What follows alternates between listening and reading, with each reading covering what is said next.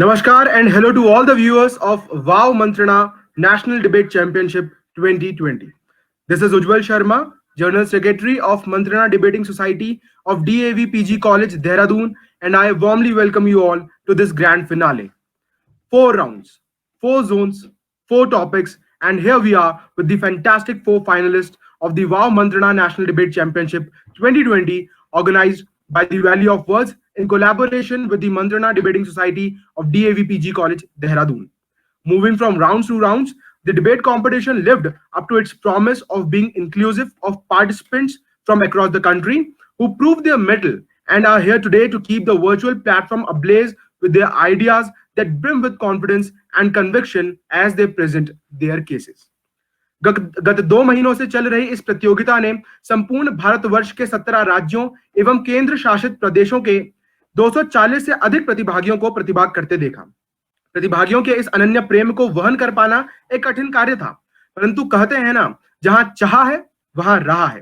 प्रथम चरण में ऑनलाइन माध्यमों से उमड़ी भीड़ को सहज तरीके से मंच देने के लिए मंत्रणा समिति का साथ दिया हरियाणा सरकार के उच्च शिक्षा विभाग ने, डीएवी कॉलेज मैनेजमेंट कमेटी ने एवं वॉइस फॉर इंडिया एनजीओ ने। प्रथम चरण को उत्तीर्ण करके 48 प्रतिभागी क्वार्टर फाइनल राउंड में आए, जहां से केवल 20 प्रतिभागियों ने सेमीफाइनल राउंड के लिए प्रस्थान किया। इसके उपरांत इन 20 प्रतिभागियों के मध्य हुए वाक युद्ध में केवल 4 प्रतिभागी ही अपना लोहा मनवा सके एवं वे ही बने fantastic four finalist. Today, these finalists would be fighting the last battle to become the champion of the champions. Now, it is often said that a debate is as good as its judges.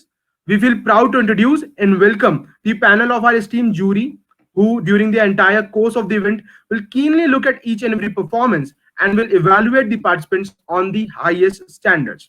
This will ensure that only the best of the best bags the title of the winner. Today, we have Srimati Jyoti Dhawan, with over 25 years of teaching experience in national and international schools all over India. Ma'am is an educationist and a of unique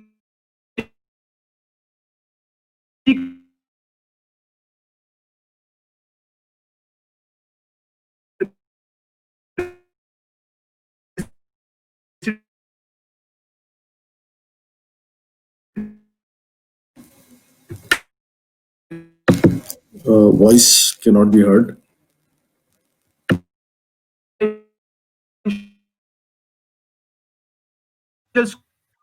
school for meritorious girls from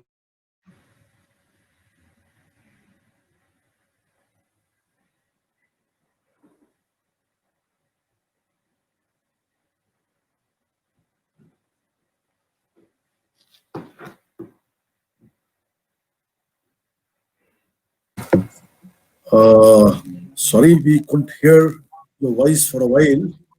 Just check it out whether the other participants have the similar problem. Yes, sir, we do.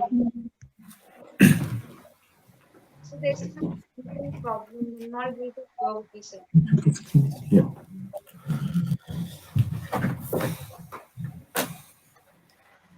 What's his name?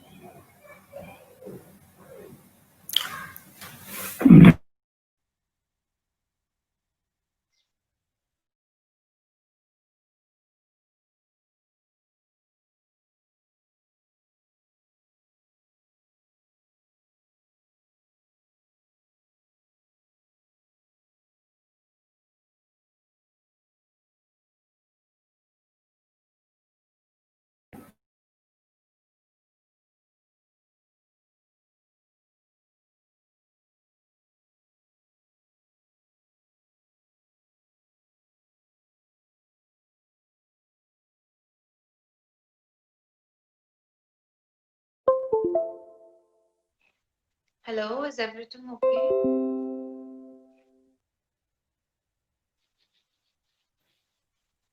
They're fixing the moderator's link.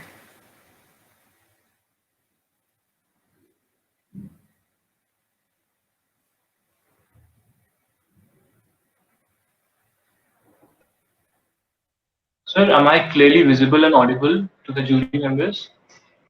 All of you are, yes.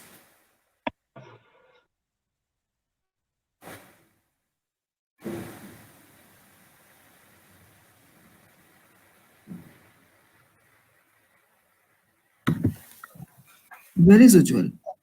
Actually, his internet is dropped. Guys, wait for a minute.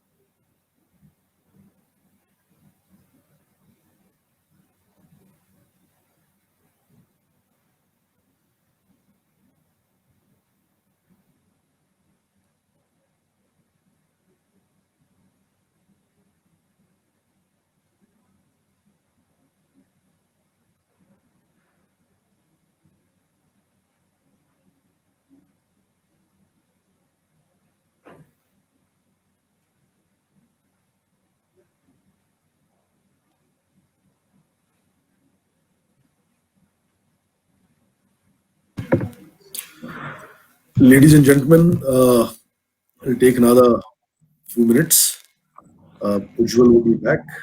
There is some technical snag which is being fixed out here. Just bear with us.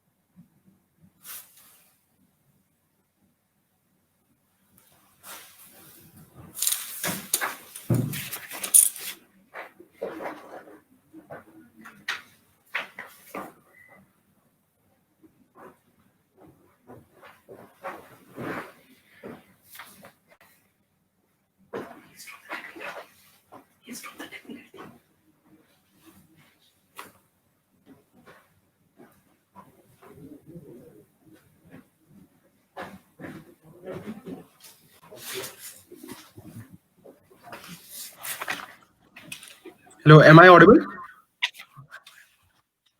Okay. So we are extremely sorry for the technical glitch. But जैसा शाहरुख खान ने कहा है, बड़े बड़े कामों में छोटी छोटी घटनाएं घटती रहती हैं. So let us move with the same enthusiasm और वापस से शुरू करते हैं. We are always good to go because we are proud Wow Mantrinians. तो जहां से छोड़ा था, आइए वहीं से शुरुआत करते हैं.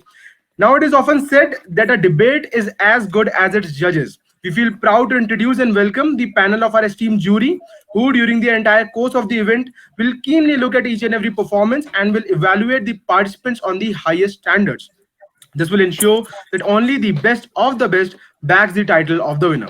As the first judge of the day, we have with us Srimati Jyoti Dhawan. With over 25 years of teaching experience in national and international schools all over India, ma'am is an educationist and a lifelong learner.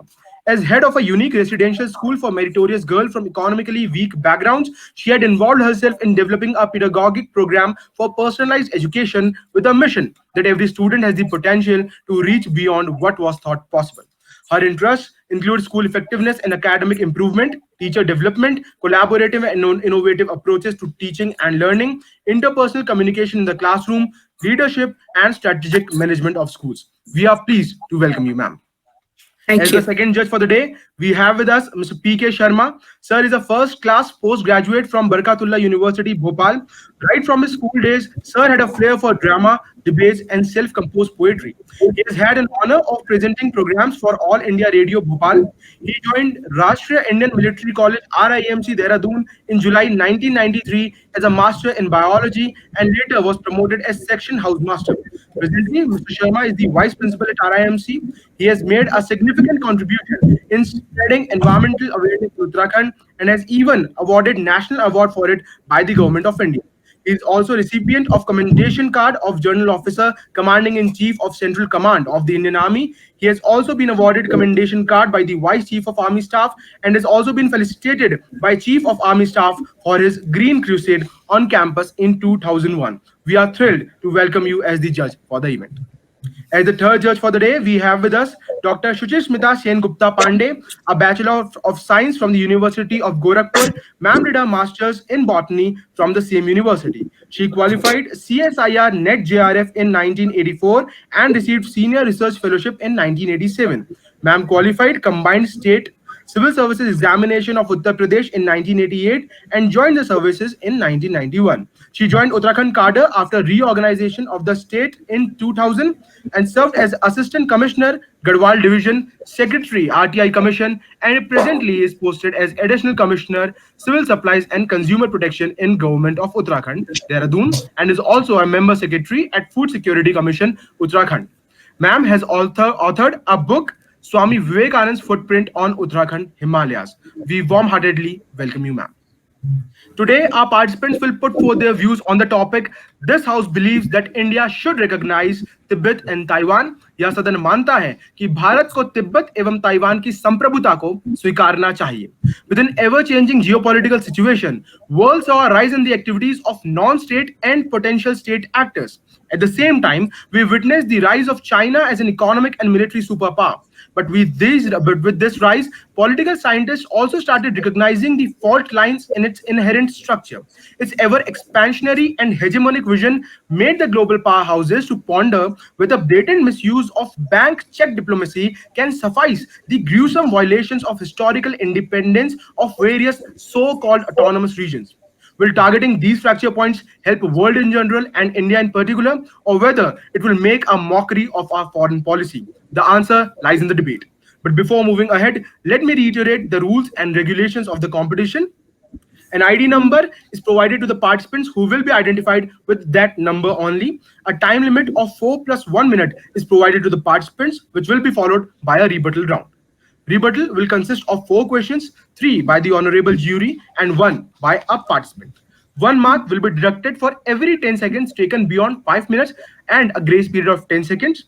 Medium of expression can either be Hindi or English. Only individual performances of the participants will be evaluated, and this is not a team event. Paper reading is strictly not allowed. Participants must not reveal their or their institution's name during the debate. Introduction should contain only the ID number, medium of expression, and the motion selected. Participants are not supposed to wear any uniform or any other symbol which might reveal their or their institution's identity. Any unparliamentary behavior or use of unparliamentary language during the course of the event will render the participant liable for disqualification. Timer will start as soon as they will start with the speech. In case of a tie, the rebuttal marks will be used as a tiebreaker. So without any further ado, let's start the competition. Come on, India, let's debate. Let me now invite participant F1 to kindly present his arguments.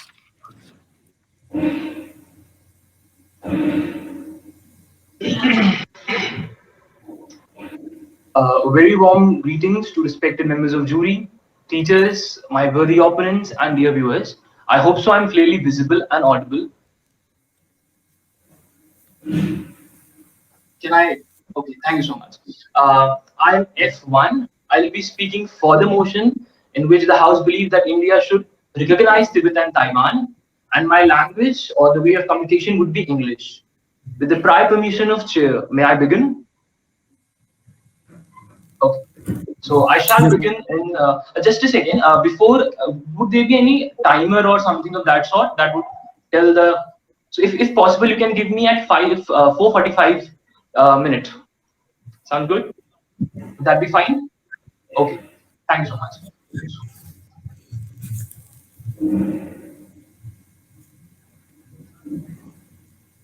Okay, with the prior permission of chair, I shall begin in 3, 2, 1. Nelson Mandela said, and I quote, that the wars in the 21st century would not be fought through the nuclear weapons, but certainly through diplomacy and international trade. And Honorable Chairperson, when the methods of the trade and wars have evolved, it is a high time that we also need to change our feeble international policy of appeasing China. Ladies and gentlemen, the situation of Tibet reminds me of an innocent Vibhishan from Ramayana, who was brutally expatriated by the barbarous Ravan and was forced to take refuge under Lord Rama. Ladies and gentlemen, today, when we look around the situation, the Chinese takeover of Tibet and the claims over Taiwan is politically absurd, illegitimate, and smells as an imperial conquest. Honorable Chairperson, according to the constitutive theory, recognition is necessary for the global recognition of a country.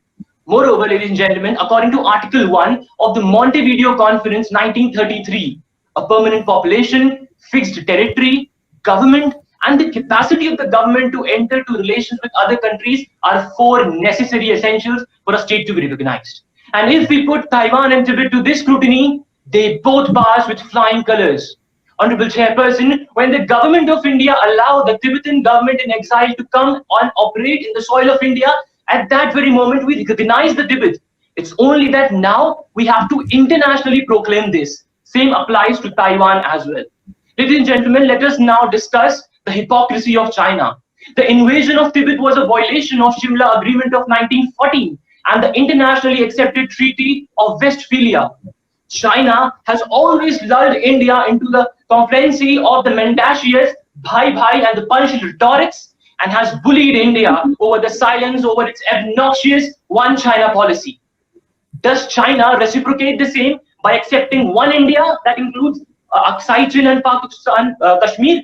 The answer is no. And in fact, it recognized Arunachal Pradesh as southern Tibet and has plans to take over it in near future. Had it been Masood Azhar or India's entry to NSG or UNSC, China has always played the role of Brutus. And therefore, Honorable Chairperson, when I talk about recognition, it's not a revenge, but a solution for a better tomorrow. Today, if we recognize Tibet and Taiwan, it would represent a very unstable picture of China in the global world. And therefore, there could be revolts, uprisings, and a civil war, as that happened 12 years back in China. And in that conundrum of despair, China would be so busy to nurse its own bound rather than hurting India. It might be possible that it comes to India for an international cooperation and offers Aksai Chin in return, and that would be a strategic victory. In a political instability, no multinational company would now be interested to invest in China and would look for an alternative, and that would be India. Ladies and gentlemen, that would be an economic victory. In the Indo-Pacific region, where all the countries are frightened by the expansionist regime of China, such action would give them a beacon of hope and assume India as their leader and help India to become a superpower and boost the look east policy of India. Honorable Chairperson, today, my worthy opponents would try to hallucinate the House by fake apprehensions of war, broken economy, bloodshed. But the truth is that that is never going to happen. According to UN conventions, for any diplomatic actions, the response could only be diplomatic, not a war. And secondly, China cannot afford to lose India because today we are the biggest consumer of the Chinese market. And ladies and gentlemen, according to the US-Taiwan Relations Act 1979, every attack on Taiwan is equivalent to attack on US. Moreover, India has the support of the Quad groups. And above, in this post-COVID world, China is no more anyone's favorite. Ladies and gentlemen, Herbert Spencer once said that with the changing global scenarios, the national policies also change. And therefore, just the way we started representing the weather forecast of the Pakistan-occupied Kashmir, in the very same way, we have to accept strong, firm, and cognizant policy towards China. We have to fight in the same way, just the way United States of America fought for Israel. And ladies and gentlemen, we have to understand that the injustice done against His Holiness Dalai Lama, or the millions of Tibetan brothers and sisters, or more than 6,000 vandalized Buddhist monasteries needs an answer today. Honorable Chairperson, injustice anywhere is a threat to justice everywhere. Recognition is a political act, and therefore we have to draft our policies of a country to make sure that our nation flourish. At the same time, other person can also get the right. And ladies and gentlemen, as Lord Krishna has said, and I quote, chapter 2, verse 31, Bhagavad Gita, that it is the duty of the warrior to fight for the humanity, fight for the upholding of dharma and the principles of righteousness. And therefore, ladies and gentlemen, I hope today that my worthy opponents do not challenge the words of Almighty. With this, I feel I would rest my arguments today. Thank you so much. Thank you, participant. Honorable jury, kindly note that the participant has taken 5 minutes and 2 seconds. I may repeat, 5 minutes and 2 seconds. I would now request jury number 1 to kindly ask a question. Okay.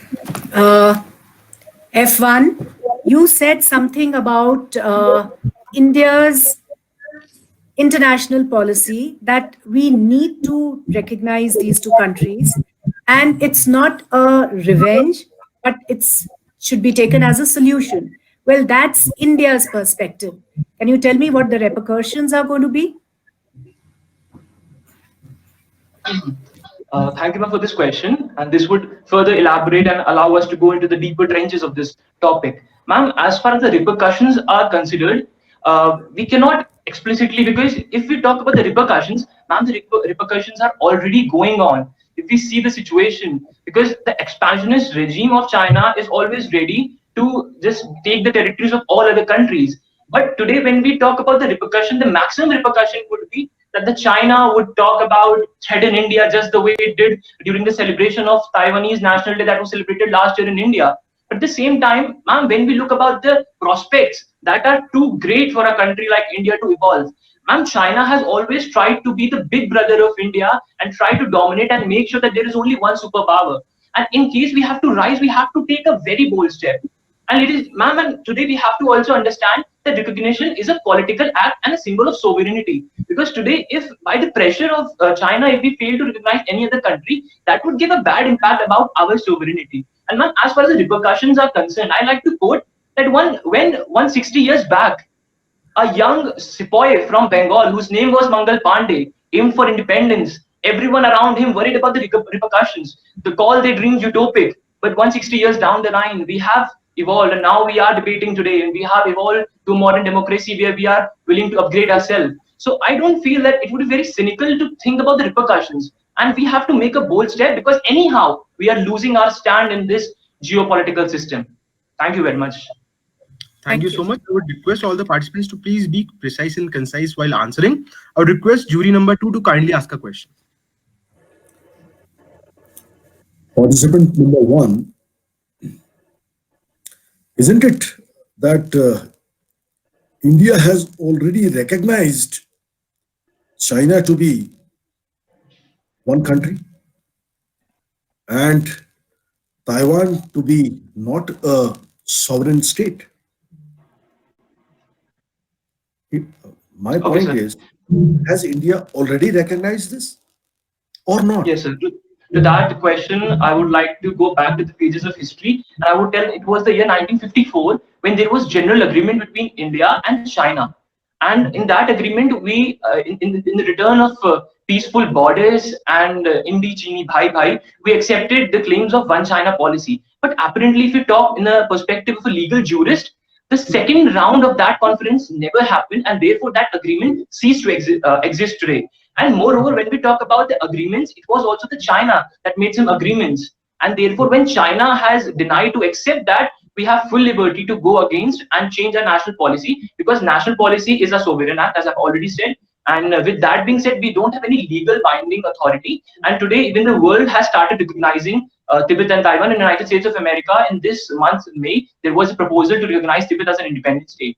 And therefore, that would not be violative to any laws that India has previously signed. And though there has been verbal mentions, but verbal mentions have no binding values when it comes to the legal impact of international relations. Thank you so much. I may now request you to kindly ask a question.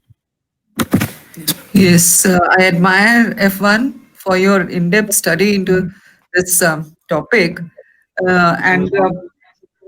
Am I audible, F1? Yes, ma'am, you're audible. You're audible. Okay. So my question to you is, you have very correctly assessed the post-COVID scenario. So in the media, in various sections of the media, we have read for the last 6-7 months, we are reading that Taiwan has somehow medically protected itself, if I'm not wrong to use that term.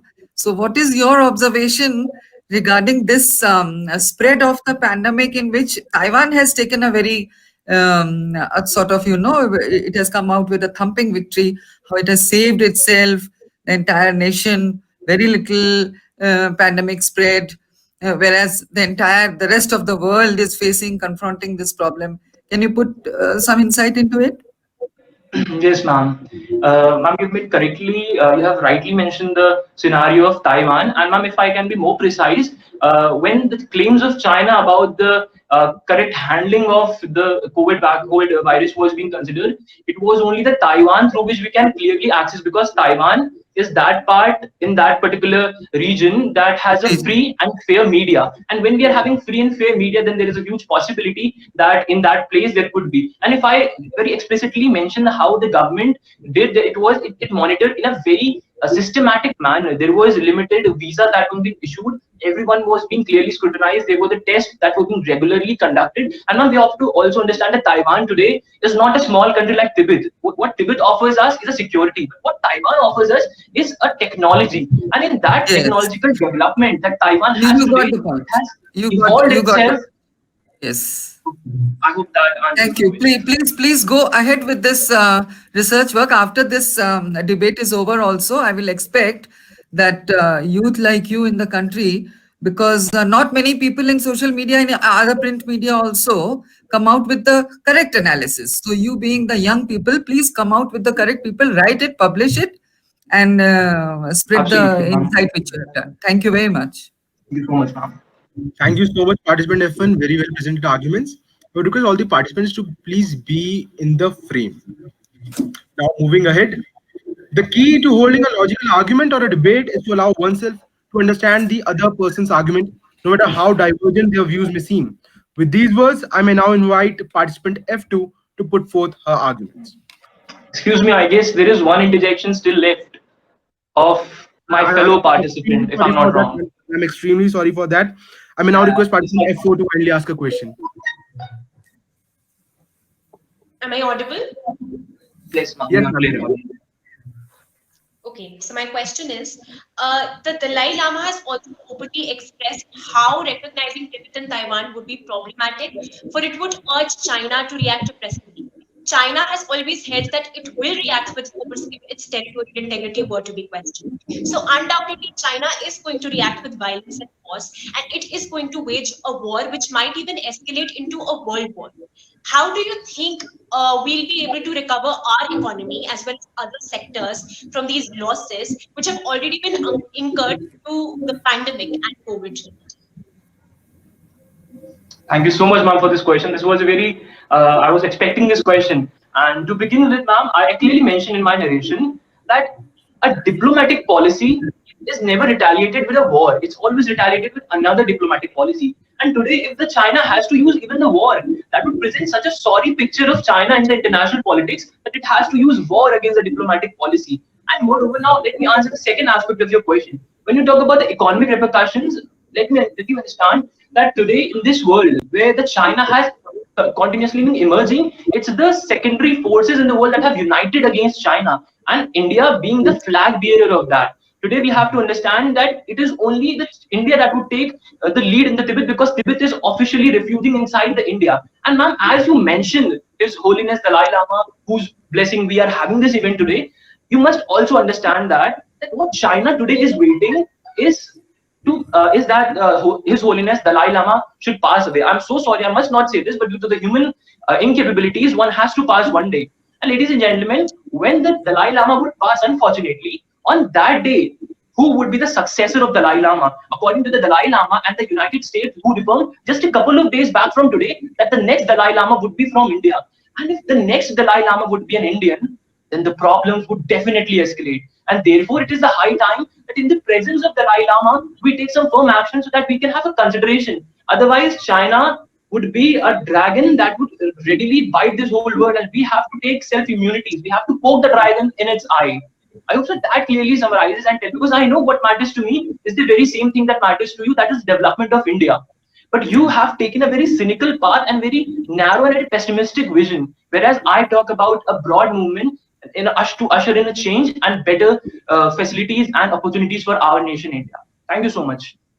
Thank you so much, participant F1. Thoroughly analyzed arguments. Moving ahead, may I now invite participant F2. I hope I'm clearly audible and visible. Yes. Good morning, respected jury members. My slot number is F2. I'll be presenting my views in English and I'll be speaking against the motion because this is what I believe in. So, on the count of 3, 2, 1.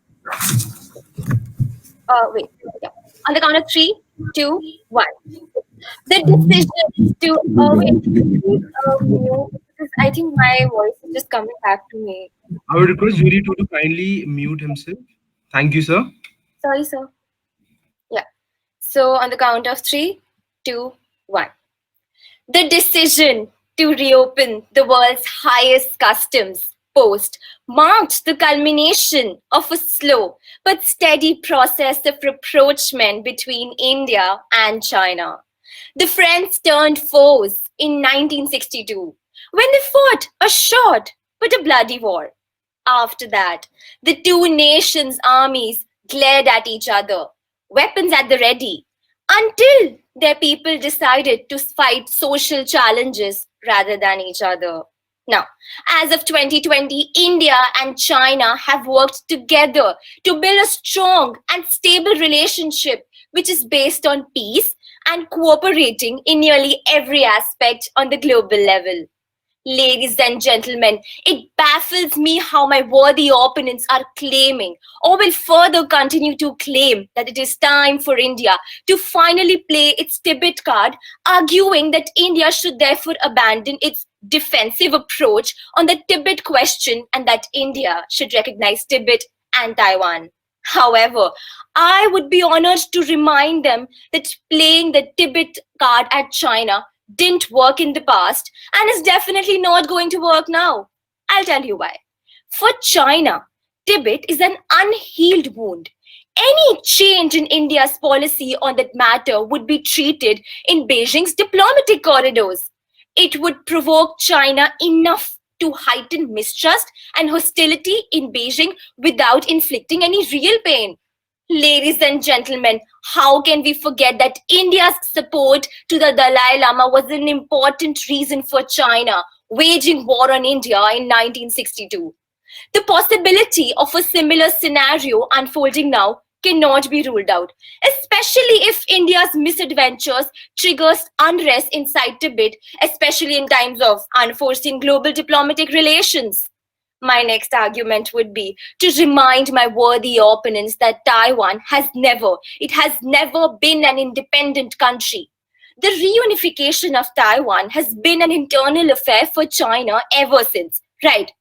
Okay, so this is recorded by the Cairo Declaration, the Potsdam Proclamation, which have been recognized by 193 countries, including India, which have reaffirmed China's sovereignty over Taiwan under international law.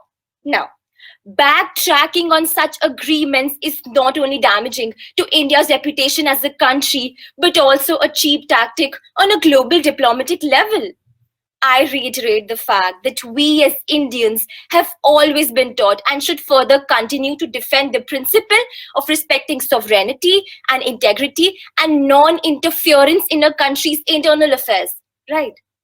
Respected jury members, my next argument is that Tibet also holds high religious importance for Hindus, Buddhists, and Jains. It does, right? So, the Kailash mountain and the Mansarovar lake both receive thousands of pilgrims every year in the form of Kailash Mansarovar Yatra.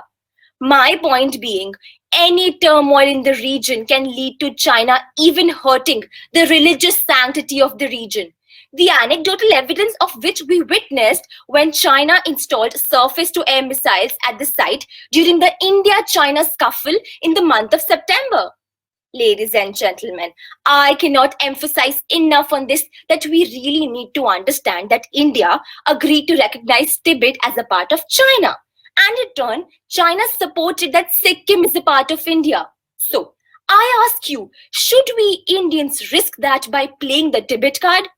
Doesn't seem like a wise choice to me. As a matter of fact, India is already exercising better diplomatic tactics right now than playing the Tibet and the Taiwan card, which would lead us nowhere.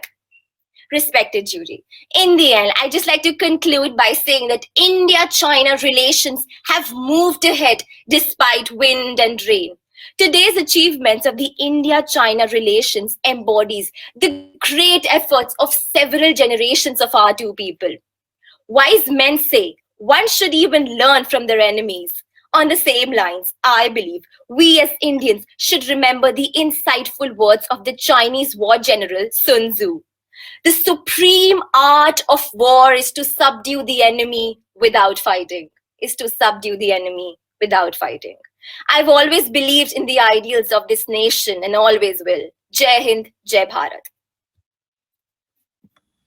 Thank you so much, ma'am. Honorable jury, kindly note that the participant has taken 4 minutes and 55 seconds. I may repeat, 4 minutes and 55 seconds. Before moving ahead, I may request all the participants in journal and participant F4 in particular to kindly turn on their cameras every time. So kindly do not turn off your camera. Participant F4, kindly turn on your camera. Okay, so moving ahead to the rebuttal round, I may now request jury 1 to kindly ask a question. Okay, F2, I appreciate your, your speech and your debate on, posturing that ahimsa and peace and non-violence that has been India's policy over the centuries, that we must carry on with that. That's what you say. But don't you think that is going to be taken and is taken as a sign of weakness? And you recognize that, yes, we are enemies. Okay?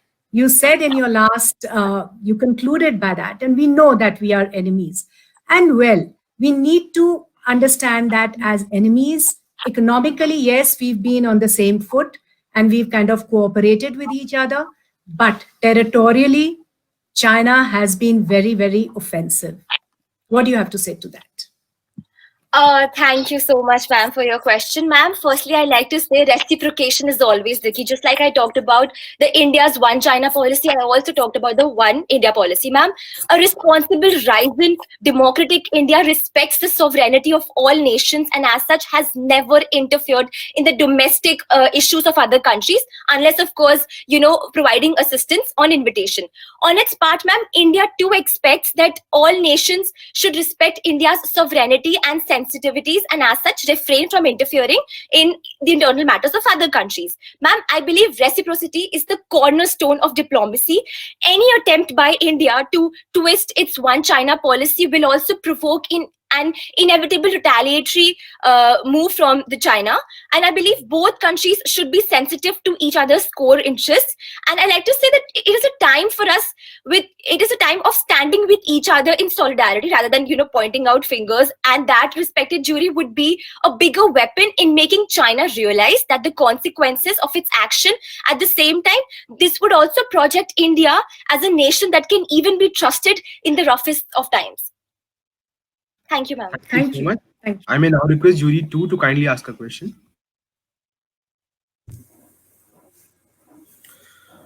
Participant number F2. You have said that we as Indians should not meddle with the internal affairs of the China, and so the China should reciprocate. China gives a stippled visa to the Kashmiris.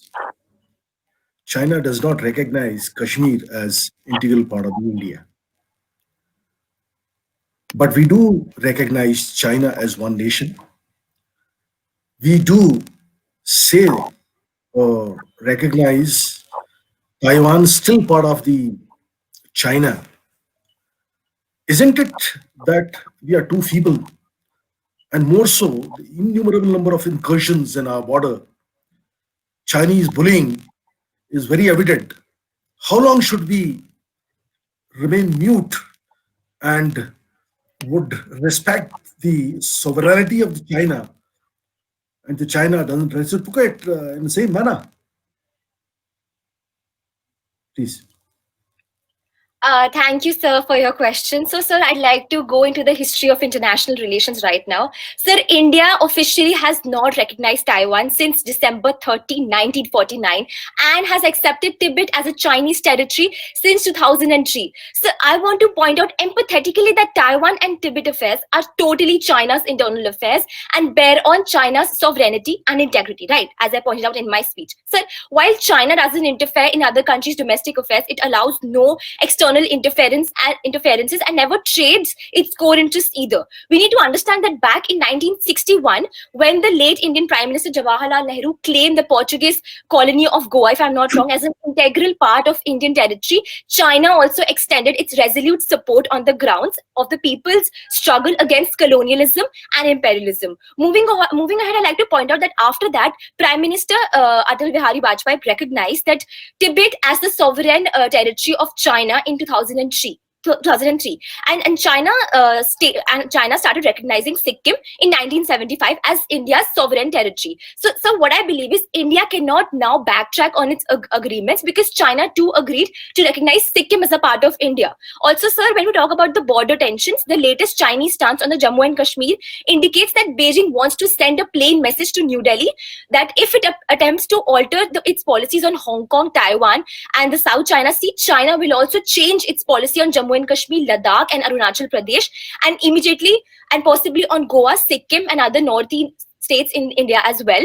Ladies and gentlemen, we need to understand that India has been adhering to the One China policy not by the choice but by the necessity, because upholding that policy is more in India's interest than China's interest, as it reciprocates the One India policy.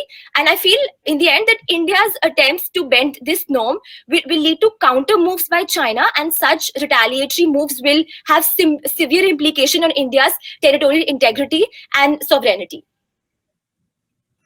Thank Thank you you. so much, participant. Thank you. I will request jury 3 to kindly ask a question. Yes, F2, I really admire your insight that being in the against motion of the topic, you have elucidated so many things, but you started with the sentence, the friends became foes in 1962. Am I right? Yes. You started with this. So the military strategy of friends is different and the military strategy of the foes is different. So seeing the presence of China in all throughout the coastal areas of India, how will you elucidate this point that the military strategies of the foes at present, enemy is always a friend. How will you specify the military strategy? Right, ma'am. So, ma'am, when I talked about India and China turning friends from foes, ma'am, I need to highlight the India-China relations, that India-China relations have been through a lot, but they've seen good times as well.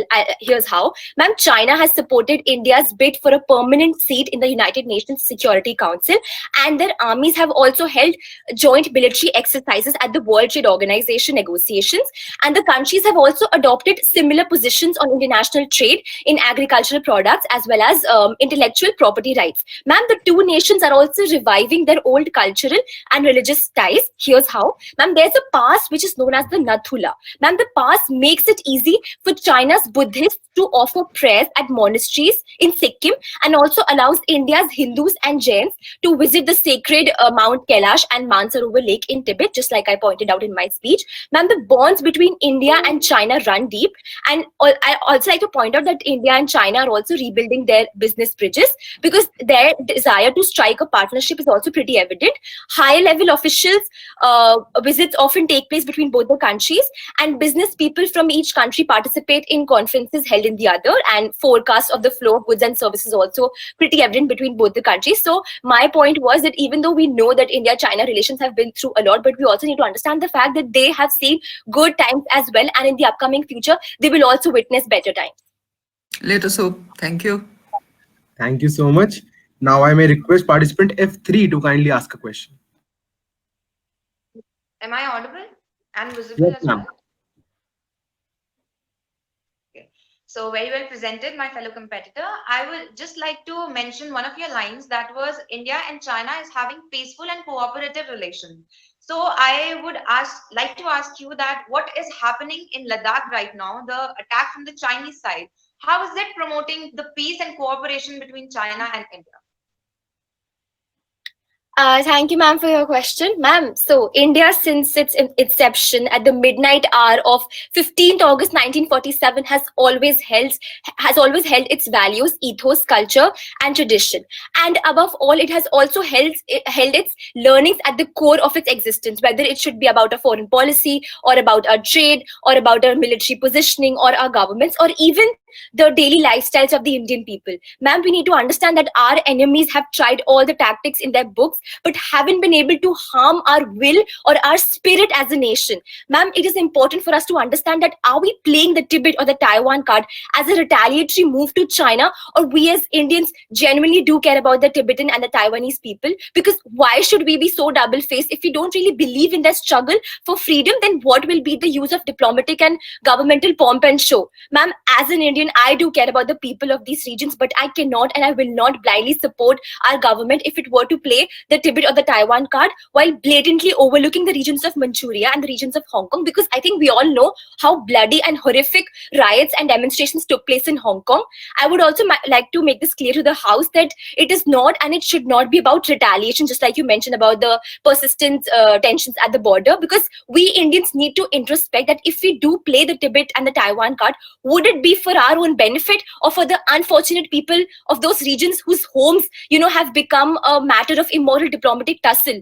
I feel we really need to consider our stance on this issue. Thank you.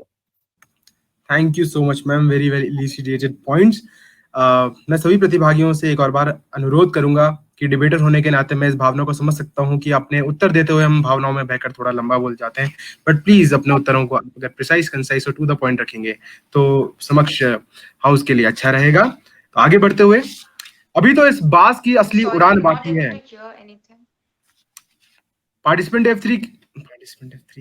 Participant F3 has left due to some internet glitch.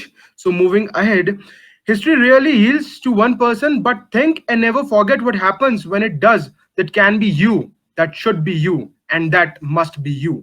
With these words, I may now invite participant F4 to kindly deliver her arguments. I may repeat, we are now inviting participant F4.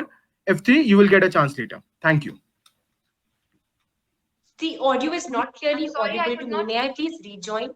I wrote that in the chat box as well. Ma'am, your audio is clear. No, but the volume of the audio here is not reaching out to me.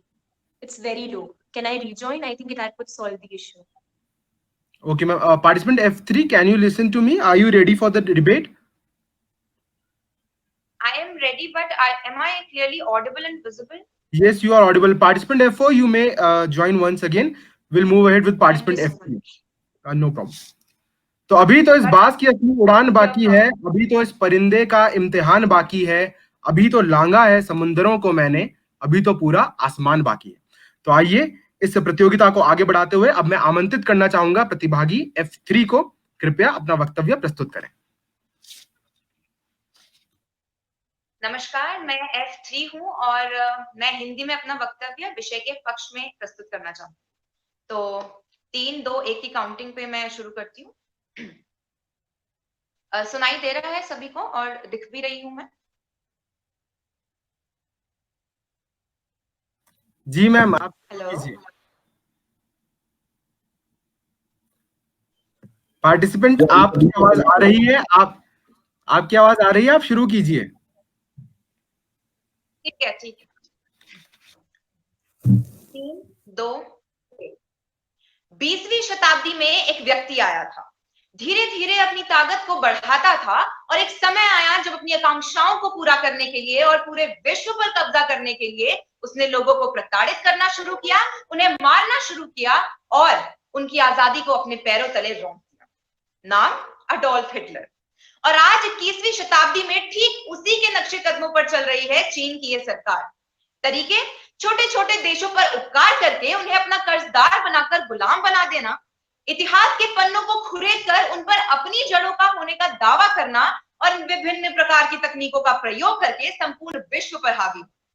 और चीन भले ही Hitler से अलग, उसके तरीके भले ही Hitler से अलग और आधुनिक युग के हो सकते हैं, मगर मकसद संपूर्ण विश्व में अपना वर्चस्व स्थापित करना है। और इसी में शुरुआत की है उसने तिब्बत और ताइवान से उनकी संप्रभुता को छीनकर। नमस्कार अध्यक्ष महोदय, सबसे पहले मैं शुरुआत करना चाहूंगी तिब्बत की बात से।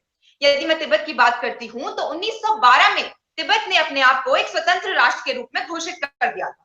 वह अपनी संप्रभुता को पक्का करने की राह पर चल ही रहा था कि 1950 में साम्यवादी चीन उस पर हमला करता है, कई लोगों को मारता है और 6000 से भी ज्यादा गोम्पा और मठों को तबाह कर देता है।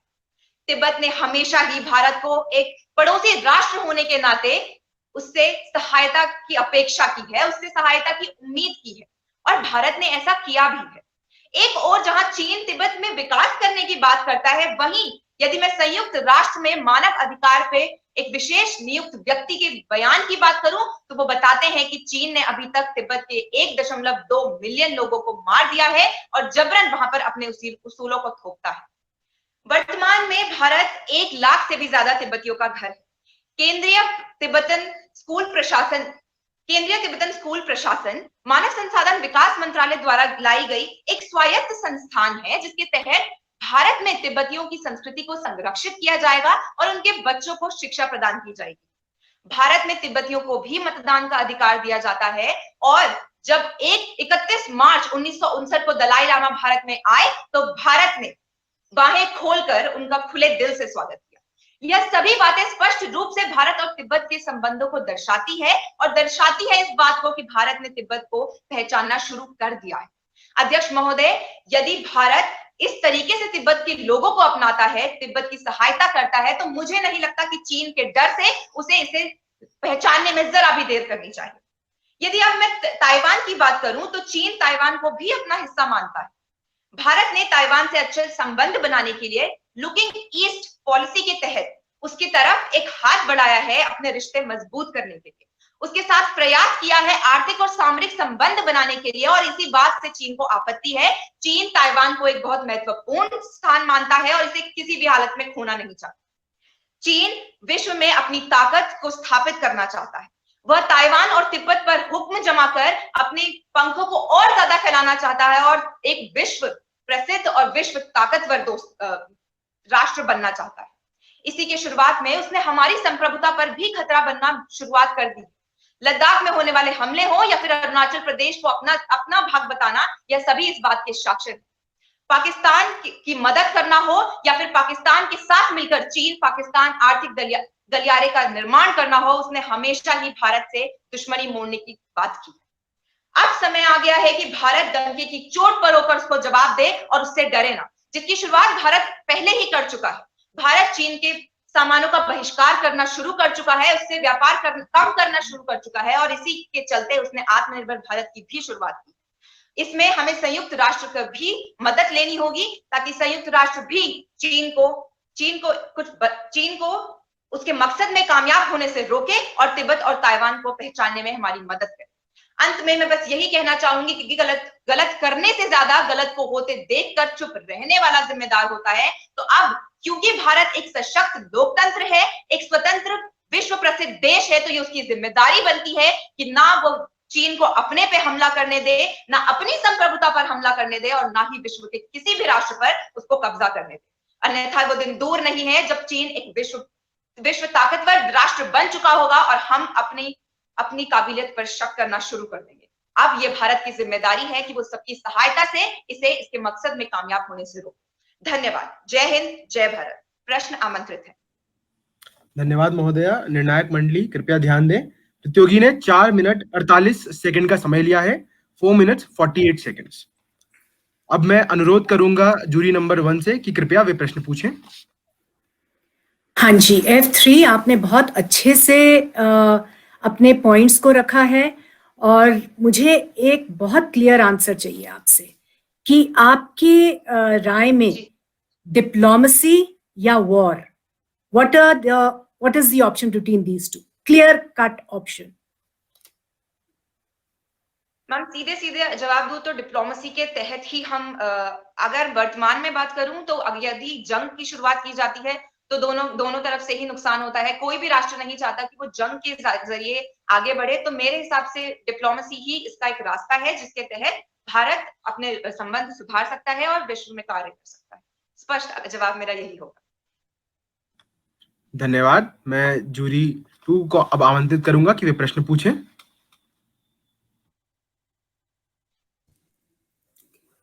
प्रतियोगी नंबर F3, मेरा आपसे एक सवाल है। क्या आप कुछ इन बिंदुओं में समानता देखती हैं? जैसे मैं कहूंगा आपसे मतभेद रखते हुए कि तिब्बत कभी स्वतंत्र राष्ट्र रहा ही नहीं। अगर आप उसके इतिहास में जाएंगे तो आप ये पाएंगे इवन 1912 से पहले, जबकि आपने 1912 में उसे एक स्वतंत्र देश कहा, तिब्बत की अपनी कोई सेना नहीं रही, कोई सुरक्षा नहीं रही। हूणों के द्वारा और मंगोल के द्वारा तिब्बतियों को एक तरीके की सुरक्षा प्रदान की गई और हूणों ने और मंगोल ने बुद्धिस्ट धर्म को और उनको वहां पे सुरक्षा प्रदान की और स्वतंत्रता प्रदान की अपने धर्म का प्रचार करने के लिए और मानने के लिए। तो कुल मिलाकर के अगर हम देखें तो तिब्बत अपने आप में स्वतंत्र वैसे रहा ही नहीं है। हालांकि 1950 में जब उन पे जातियां हुई तब हमने ये कहना चालू कर दिया कि, और या फिर चीन ने उसे अपने अंदर पूरी तरह से अपना मान लिया और कहा कि अब ये हमारा हिस्सा है। कुछ इसी तरह की बातें कुछ हमारे देश में भी हो रही हैं। तो क्या हमें ऐसा नहीं लगता कि कुछ हमारे राज्य भी ऐसे ही हैं जिनमें हमें भी ऐसा लगता है कि अगर हम उन्हें सेल्फ डिटर्मिनेशन का राइट देते हैं, अगर जैसा कि अगर हमने कहा कि ताइवान को अगर हमें पहचान देनी है एक अलग राष्ट्र की, तो उसमें उन्हें स्व निर्धारण का अधिकार देना पड़ेगा। और उसी आधार पे, कुछ ऐसे ही आधार पे हमारे राज्यों में भी समस्या हो सकती। भूटान की स्वतंत्रता भी अभी हमारे हाथ में ही है। अब स्वतंत्रता, मेरा कहने का मतलब है भूटान की जो सुरक्षा का जिम्मा हमारे हाथ में है। तो क्या लगता है आपको इस बारे में? क्या? धन्यवाद आपके प्रश्न के लिए। क्या मैं बोल जी सकती हूँ? जी जी जरूर। हम अब जब 1950 के बाद कभी भी पूर्ण स्वतंत्रता नहीं मांगी है, बस यही कहा है कि चीन उसको कुछ फैसले अपने हिसाब से लेने दे।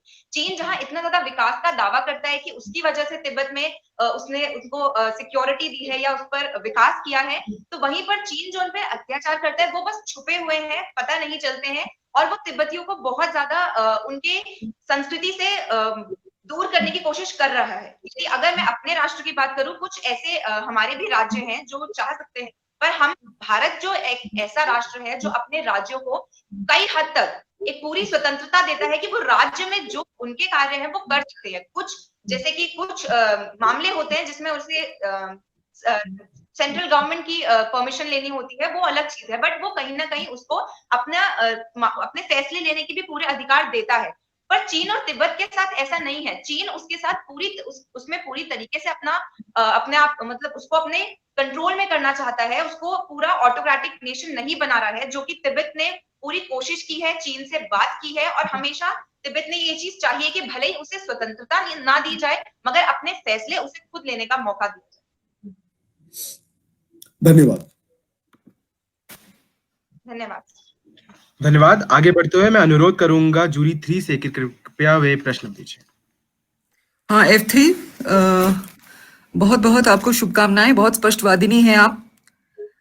बस अपनी जानकारी के लिए इतना जानना चाहती हूँ मैं, आपने संयुक्त राष्ट्र संघ की बात की, एक बहुत बड़ा पोर्टल है ये, लेकिन आजकल उसकी जो स्थिति है, the least said is better, लेकिन आपसे मैं ये जानना चाहूंगी, क्या आपने इसमें कोई शोध किया है कि ताइवान और तिब्बत का मसला भारतवर्ष के पक्ष के भारतवर्ष के लेखनी से या मुख से संयुक्त राष्ट्र संघ में कब कब उद्भासित हुआ? कुछ इसमें आपने शोध किया है? मैं अपनी जानकारी के लिए पूछ रही हूँ। संयुक्त राष्ट्र संघ में, क्योंकि आपने संयुक्त राष्ट्र संघ का जिक्र किया अभी। मैंने संयुक्त राष्ट्र संघ का जिक्र किया था क्योंकि उसी में एक चीन के ही वो स्टूडेंट लीडर हैं जिन्होंने कहा था कि जो चीन है वो अपनी तकनीकों का और अपनी डेट डिप्लोमेसी का प्रयोग कर रहा है। तो वहीं पर यूनाइटेड नेशंस ने भारत मतलब यदि भारत की बात मतलब तिब्बत और ताइवान की बात करूं तो यूनाइटेड नेशन ने कहा था कि यही सारे कार्य चीन करता आ रहा है क्योंकि वो अपनी डेट डिप्लोमेसी को इस तरीके से प्रयोग कर रहा है कि वो भारत को सारे क्षेत्र से घेर सके। यदि मैं पश्चिम की बात करूं तो पाकिस्तान के थ्रू अगर वो सीपेक का निर्माण कर रहा है वहां से घेर रहा है। श्रीलंका में हमने देखा कि डेट डिप्लोमेसी के थ्रू उसने श्रीलंका का जो पोर्ट हर्बटोटा पोर्ट था उसको ले लिया है। अगर मैं तिब्बत को भी पूरी तरीके से चीन को दे देंगे तो ये भारत के लिए किस तरीके से खतरा बन सकता है ये तो हमें पता चल ही रहा है। जो लद्दाख में हो रहा है फिर धीरे धीरे वो शायद भारत की सीमाओं पर ज्यादा होने लग जाएगा। तो यही चीज थी। बाकी संयुक्त राष्ट्र में ये चीज कही गई थी कि उन्होंने ये शब्द दिया था चीन के लिए कि वो डेट डिप्लोमेसी का प्रयोग करके अलग अलग राष्ट्र पे कब्जा करना चाहिए। धन्यवाद। धन्यवाद। जी, आपकी आवाज बिल्कुल स्पष्ट आई है। अब मैं अनुरोध करूंगा प्रतिभागी संख्या 2 से कि कृपया वे प्रश्न पूछें। Thank you sir. मैम आपने बहुत अच्छे से अपनी बात को रखा, पर मेरा आपसे ये क्वेश्चन है, यदि काल्पनिक रूप से भारत अगर तिब्बत और ताइवान के मुद्दे को उठाता है और एक प्रतिशोध के रूप में China Jammu Kashmir, north east, Chhattisgarh और झारखंड जैसे नक्सलवादी क्षेत्रों का मुद्दा एक अंतर्राष्ट्रीय स्तर पर उठाने लगे, तो क्या आपको लगता है कि भारत इन सबको एक साथ निपटा पाएगा? धन्यवाद। मुझे लगता है कि 3 का कनेक्शन लॉस्ट हो चुका है। जी वापस आ चुके हैं। मैं पुनः रिक्वेस्ट करूंगा आप F2 से कि वे अपना प्रश्न पूछें। धन्यवाद। ओके तो पार्टिसिपेंट मेरा आपसे प्रश्न ये है कि यदि काल्पनिक रूप से भारत अगर तिब्बत और ताइवान के मुद्दे को उठाता है और एक प्रतिशोध के रूप में China Jammu Kashmir, north east, Chhattisgarh और झारखंड जैसे नक्सलवादी क्षेत्रों को एक अंतर्राष्ट्रीय स्तर पर उठाने लगे, तो क्या आपको लगता है कि भारत इन सबको एक साथ निपटा पाएगा? देखिए, जैसे मैंने अपने वक्तव्य में भी कहा कि भारत तिब्बत के साथ पहले से ही संबंध रखता है, ताइवान के साथ भी उसका आयात निर्यात का संबंध है। तो ये पूरे सिर्फ बात इतनी है कि उसे अब विश्व रूप में ये चीज बतानी है कि वो उसको पहचानता है। वो काम पहले से ही कर रहा है, बस उसको पहचानना। और मुझे नहीं लगता कि चीन से उसे इस बात का डर होना चाहिए, क्योंकि अगर चीन को इन राज्यों में जो आपने बताया, अगर उसे कब्जा करना ही होता या घुसना ही होता भारत में, तो वो पहले ही कर चुका होता। लेकिन चीन इस बात से डरता है क्योंकि अमेरिका जैसा जो राष्ट्र है वो हमारा साथ देता है, उससे हमारे संबंध बहुत अच्छे हैं। तो चीन को पता है कि यदि वो जंग का रास्ता अपनाता है तो उसके लिए काफी नुकसानदायक हो सकता है, क्योंकि अमेरिका एक और विश्व ताकत के रूप में हमारे विश्व में है।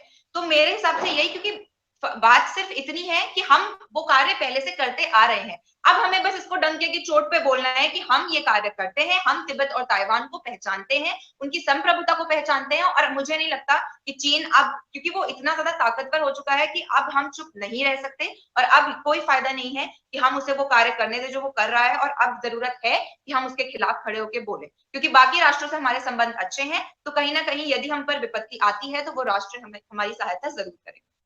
धन्यवाद। धन्यवाद प्रतिभागी संख्या 3।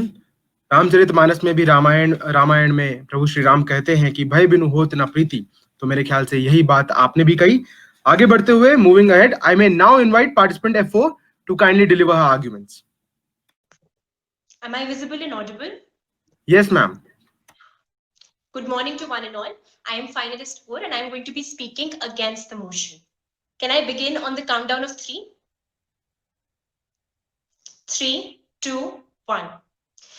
In a game of chess, would you jump in to save your pawn only to make your king an easy target? Game over. World politics can well be understood through the black and white squares on the chessboard, and one must pick one's square strategically. In 1962, one of the principal contributing factors of the declaration of war by China was the grant of asylum to the Dalai Lama by India. I need not press on the kind of blow that it had over our nation. Do we want this sad note of history to be resung? The international status of a country must be determined by whether it possesses the necessary criteria for statehood, not by whether the governments of other states recognize its independent status. Even the Dalai Lama has expressed his opposition for the recognition of Tibet, for he fears that it might enable China to act like a loose cannon on the Tibetans. He preaches the middle way approach, away from that of Rangzhen or complete independence. In 2017, he affirmed, Tibet does not want independence from China. It wants more development. Just as the Black Day of Iraq invasion by US was uncalled for, India's interference would not be welcomed. One can't positively assume that India will be able to stay aloof from the affairs of a newly declared geographical neighbor. India will have to intervene and pay the price for waking up the vengeful China. Yes, it will have to. My opponents keep forgetting that the debate is not about whether China's occupation of Tibet and control over Taiwan are unethical, but about what repercussions their recognition will have for India. And we must not underestimate the magnitude of these repercussions. As far as trade is concerned, for example, which is an area of potential damage, diminishing trade with China would A, hurt the Indian poor the most with lack of affordable products. B, would barely affect China, for its exports to India are merely 3% of its total. Zhou Enlai once told Nehru, China was a peace-loving country, but if its territorial integrity was threatened, it would react with full force. China's standing has not changed ever since. In the standoff at LAC, the unanticipated gunfire and violent clashes have taken place for the first time since 1975. The war would act as a precursor to the indignant China in its preparations against the US, a war that India would not be able to afford in the backdrop of its economic unsettlement due to the pandemic. China's military technology and the number of troops deployed are far more superior than that of India. I have full faith in the experience and training of our mighty soldiers, but is it worth taking the risk? Some ideas are dreamy by nature, driven by emotions better thought than implemented on ground. Recognizing Tibet and Taiwan is one of them. India's foreign policy has always been of non-alignment, of averting war and fostering friendship. To undo this long-standing policy would undoubtedly be very costly for us. For those who question India's bravery, well, brave was also the self-immolation of a Tibetan protester. But the move proved to be a failure as far as impacting the People's Republic of China was concerned. Bravery must come in a bracket with wisdom, intellect, and patience. There is a right time for everything. Food must not be meddled with once it is within the paws of a dog. The Tibet and Taiwan cards are not in the hands for India to play. In negotiations with an adversary, one must not bring up confrontation over an issue in which the other side has a greater stake or equity than oneself, which is exactly the case here. One should rather act indirectly and subtly. The US, for example, placed a visa ban on Chinese officials who it says restrict the foreigners' access to Tibet. Similarly, in exchange for the One China policy, India could press for and reformulate the One India policy, which died with the late Sushma Swaraj. Recognition of Tibet and Taiwan would show signals of a fluctuating foreign policy, which would put India in a crisis of credibility and lack of faith by both international friends and foes. Well, just in order to save the right palm, the claimed right palm, we can't let the 5 fingers go. Let's avoid checkmate. Today, I speak for Indians, the Indians who fought hard to shun their oppressors and earn independence. In order for Tibet and Taiwan to be free in its true sense, they will have to unite to offer a similar resistance from within, not from outside. With this, I rest my case. Thank you. Thank you so much, Honorable Jury. Kindly note that the participant has taken exactly 5 minutes. I repeat, exactly 5 minutes. Moving ahead, I may now request Jury 1 to kindly ask a question. Okay, F4, you've spoken from the heart, and I have been noting a few of your, phrases. And what has, come to my notice is that you've used the term that India, if it recognizes Tibet and Taiwan, is going to face a crisis of credibility. That's what you said. And that's one I'd like you to elaborate on. How is it going to be a crisis of credibility for India? And the next thing is, you said that India's foreign policy should be of wisdom, intellect, patience. I think India has shown a lot of that over the last 70 years. Okay. And then you use the word vengeful China.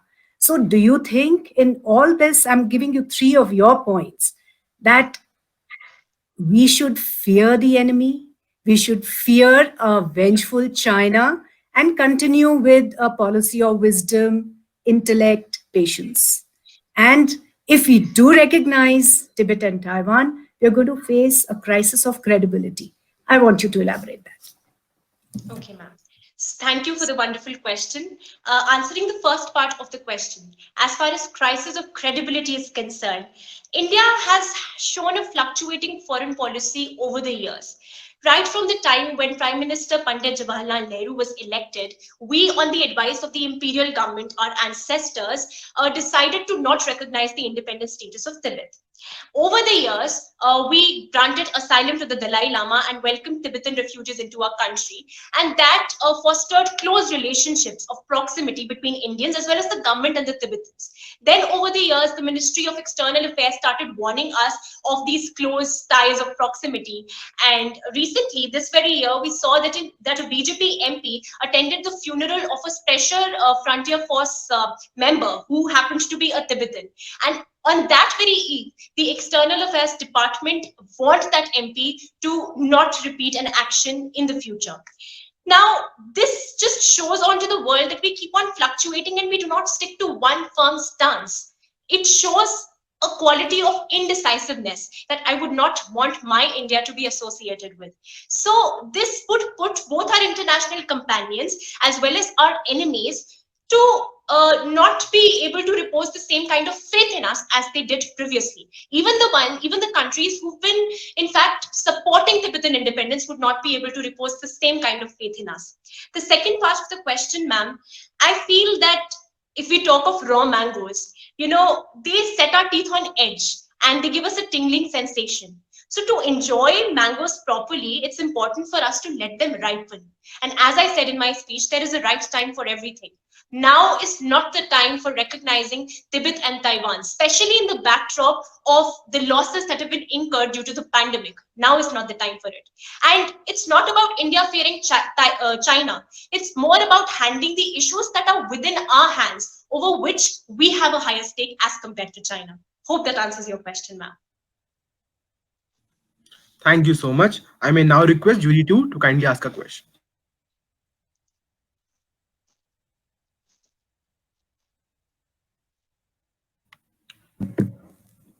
Yeah. Participant number 4. My question to you is, have you been able to witness in recent days the assertive behavior of government of India with regard to confrontation with the China, particularly in the Galwan conflict or in the Siachen, where the Chinese eventually had to retreat? Also, in the economic front, where a lot of Chinese companies, particularly Chinese apps, being banned in India, where the retaliation of the Chinese being meek and feeble. Don't you think it's a high time, when we had an outright onslaught at the very international level, and de-recognize, Chinese as a one nation and have a say? As I think that India is building its, capabilities with regard to full-fledged war with China. So the the possibilities of Chinese attack in near future it doesn't seem to be possible. In the event of all these scenarios, shouldn't we be a little more assertive? Thank you. Sir, I fully believe that India has to practice assertiveness, but in the right direction. So, in this scenario, for India to recognize Tibet and Taiwan won't be the right decision because I believe that in this time and backdrop, it's very important for us to have control over an issue in which the license of which we have in our hands, the steering wheel of which we have in our hands. You know, in psychology, we learn that if an expert does not possess license, meaning that if an expert has not sought any training, he would have more loss on the patient than benefit. And that's exactly what fits in this situation as well. India does not have a stake over the situation in Tibet and Taiwan.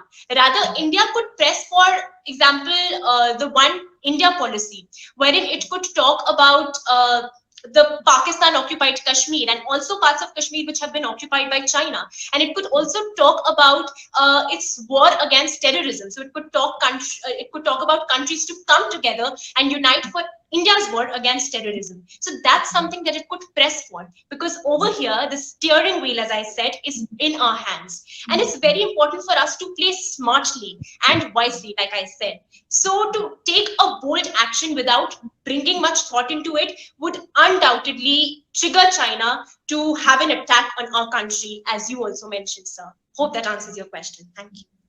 Thank you. Very well answered. I may now request jury 3 to kindly ask a question. Yes, done a very good job, very good research you have done.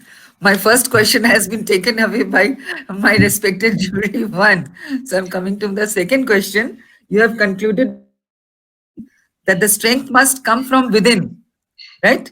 If I've heard it rightly. So I want to get this elucidated from your side.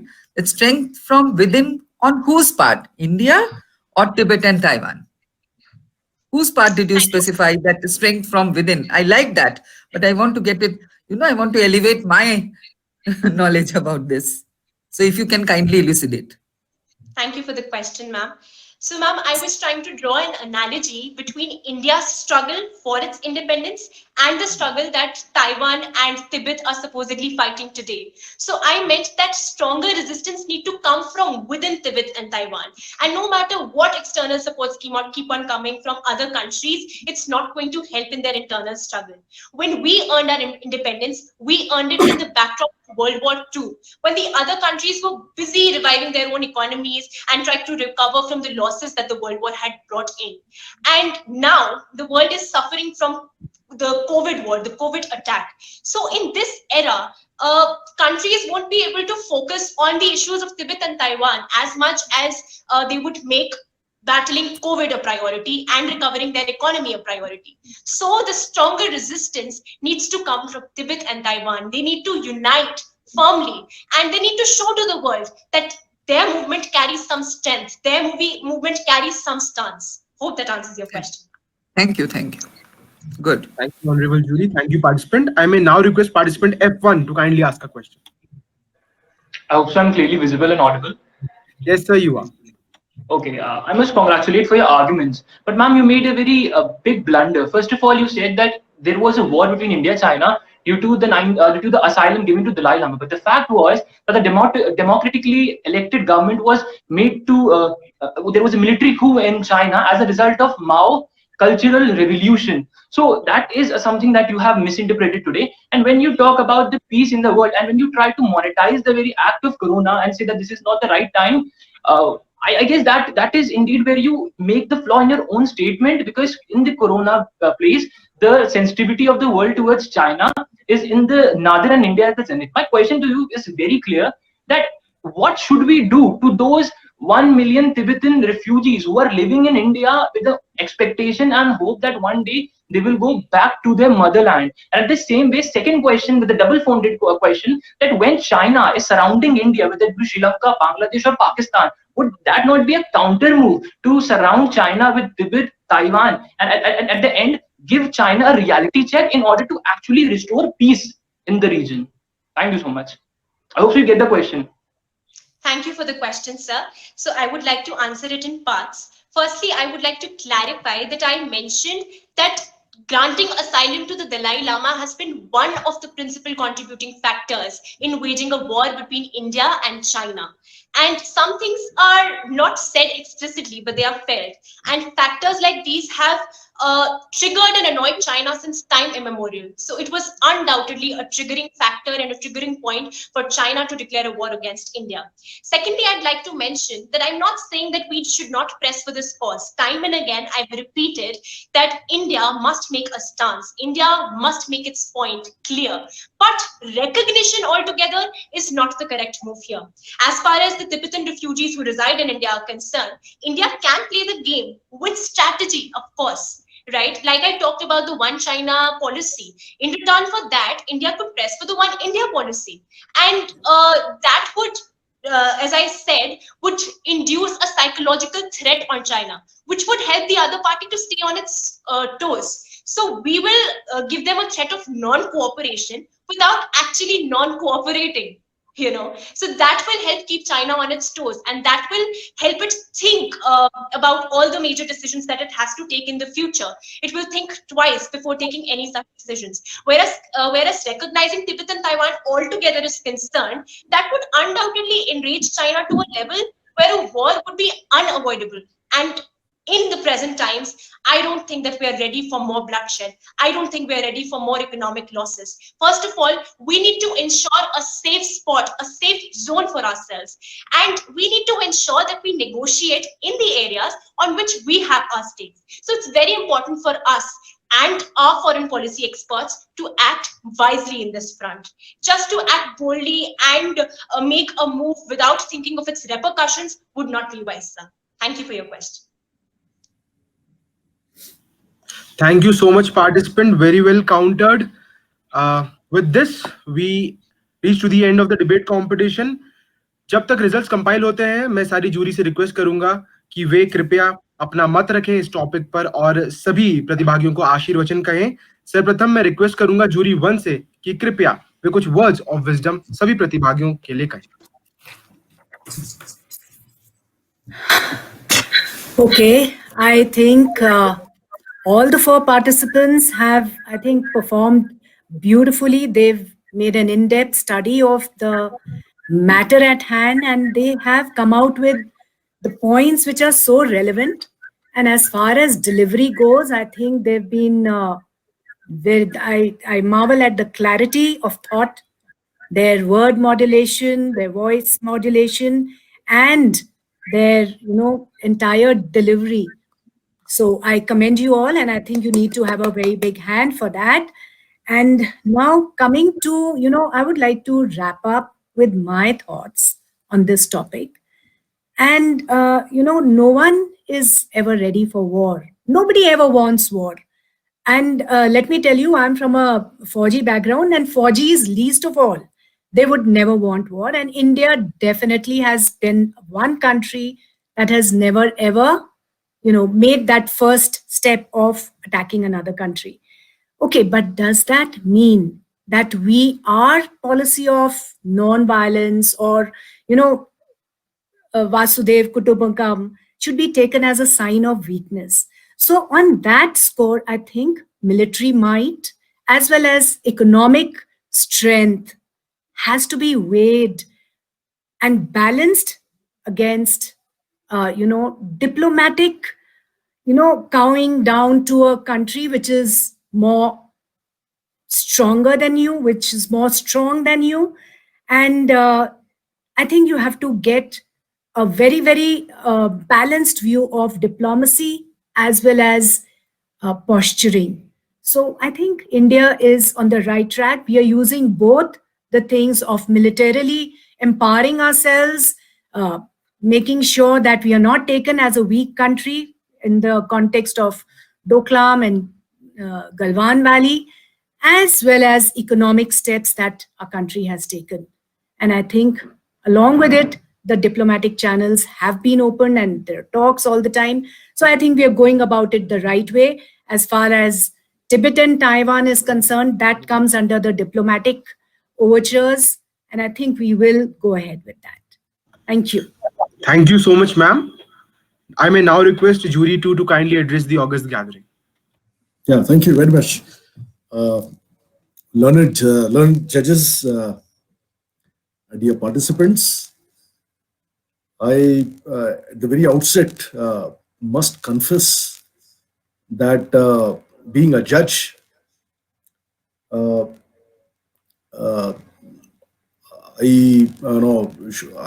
was judging assessing your skills. I found myself inadequate to do so because you are all top debaters of the country. You have proven this, and each one of you seem to be so well prepared and with Sorry to interrupt you, sir. I may request Judge 3 to kindly mute herself. yeah. Judge, Can you Judge 3. can you hear me please now? So we can hear you. I request Judge 3 to kindly mute herself. Oh, so what I'm saying, each one of you spoke so well, you're so prepared, and the kind of analytical abilities which you have displayed is phenomenal. All the kinds of debating skills, all you displayed in plenty. I mean, I was particularly looking at all the points which we were assessing you. Your fluency, your body language, the modulation of voice, none of you I found referred any kind of a card or slip, and each one of you, I think, despite my provoking with the questions, I mean, your answers were very well balanced.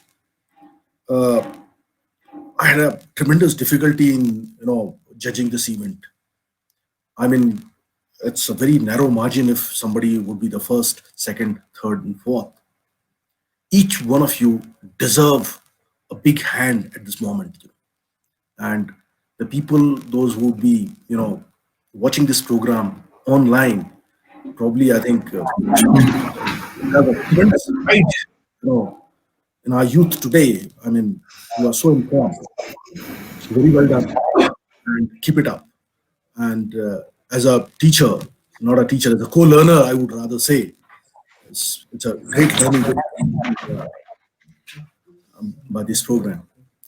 With regard to my views on the topic,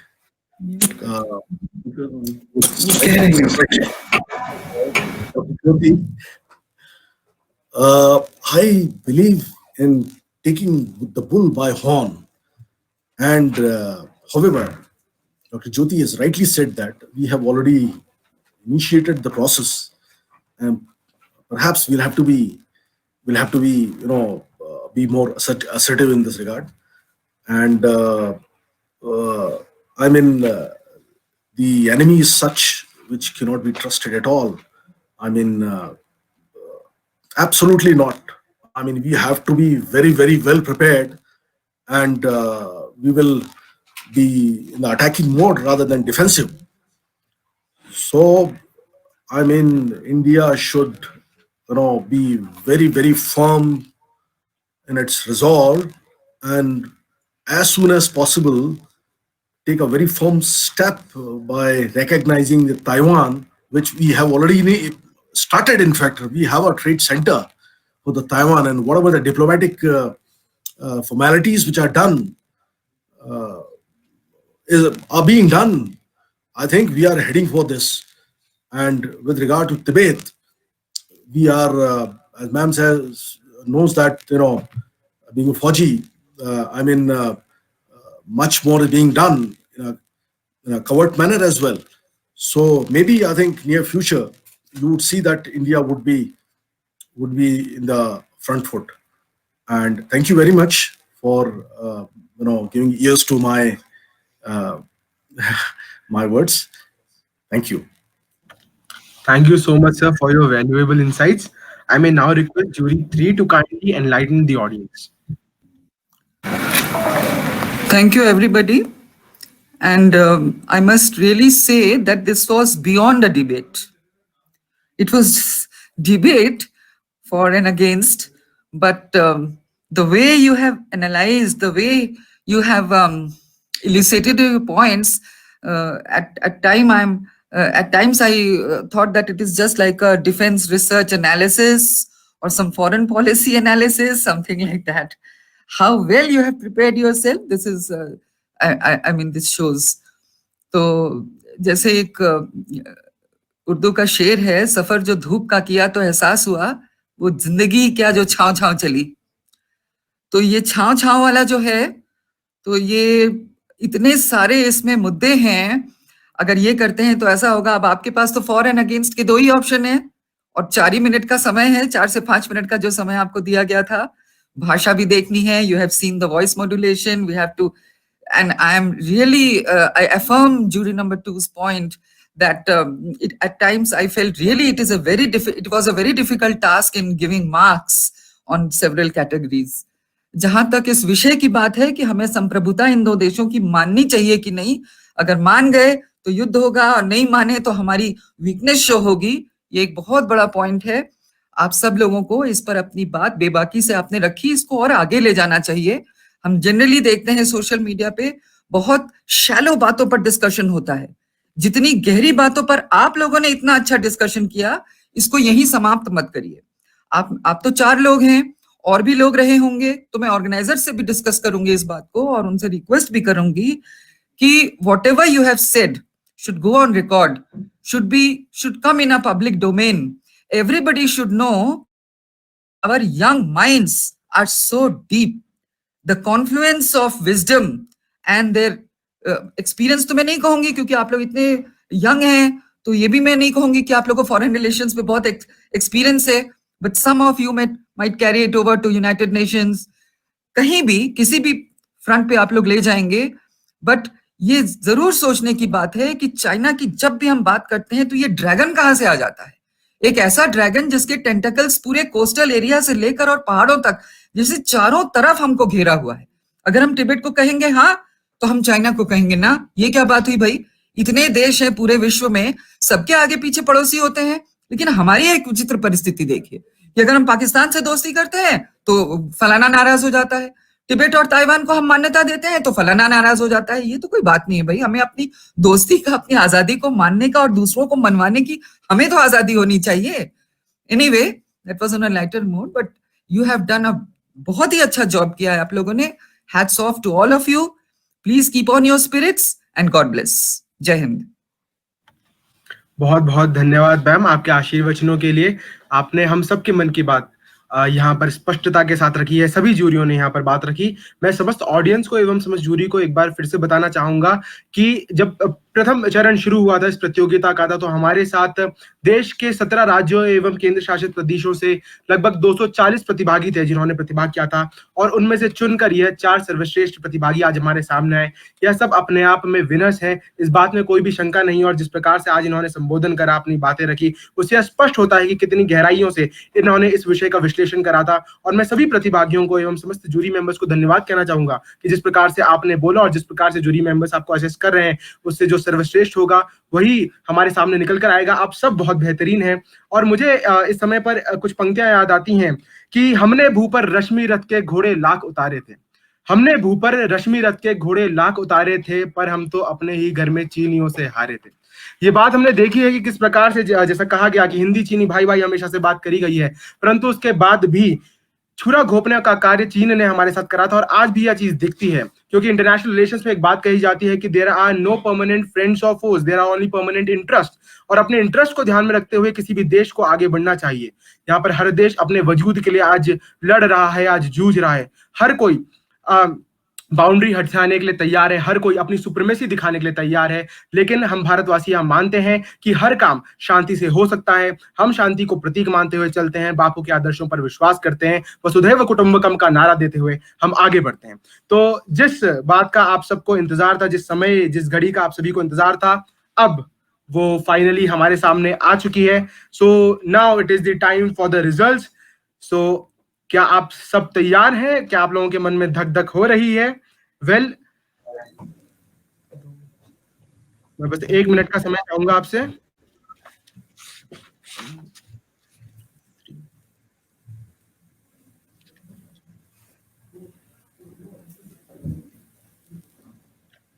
चलिए, तो result अब हमारे सामने आ चुके हैं। तो जिन्होंने 11,000 हजार रुपए की जो इनाम राशि आज अपने साथ घर लेकर जाने वाले हैं, मतलब जो तृतीय और चतुर्थ स्थान पर रहे हैं, वे हैं प्रतिभागी F4 Sania Sehgal from MCM DAV college Chandigarh and participant F2 Mahin Faisal from lady Shri Ram college for women Delhi university. आप दोनों को बहुत बहुत बधाई। जो 31,000 रुपए की इनाम राशि अपने घर को ले जा रहे हैं, वे हैं प्रतिभागी संख्या F3 निधि रावत, आप DAV PG कॉलेज देहरादून से हैं। तो प्रथम हमारे सामने आज निकल कर आते हैं जामिया मिलिया इस्लामिया के सुदीप कृष्णा, पार्टिसिपेंट F1। आप सभी को बहुत बहुत बधाई, बहुत बहुत शुभकामनाएं। आशा करता हूं कि जो कारवां वैल्यू ऑफ वर्ड्स ने बढ़ाया है, इससे लोग जुड़ रहे हैं और आगे भी ये ऐसे ही चलता रहेगा। मैं मंत्रणा डिबेटिंग परिवार की ओर से वैल्यू ऑफ वर्ड्स को धन्यवाद ज्ञापित करना चाहूंगा, जिन्होंने हमें यह मौका दिया कि हम इतने बड़े लेवल का एक पैन इंडिया कंपटीशन करवा सकें, हम पर विश्वास रखा और जिस प्रकार से सभी प्रतिभागियों ने, सभी जूरी मेंबर्स ने, सभी वॉलंटियर्स ने इसके लिए कार्य किया है, मैं सभी को हृदय की गहराइयों से धन्यवाद कहना चाहूंगा। यह इवेंट किसी भी एक व्यक्ति के अकेले से नहीं हो सकता था, समस्त लोग इसके साथ जुड़े, उन्होंने अपनी रातें लगाई हैं। मैं विस्क्राफ्ट को धन्यवाद कहना चाहूंगा, मैं सवाई होटल को धन्यवाद कहना चाहूंगा, जिन्होंने यह पूरी प्रिपरेशन करने में हमारा सहयोग करा। आप सभी का बहुत बहुत धन्यवाद। भविष्य के लिए शुभकामनाएं। जय हिंद, जय भारत। बहुत बहुत धन्यवाद सभी को। धन्यवाद।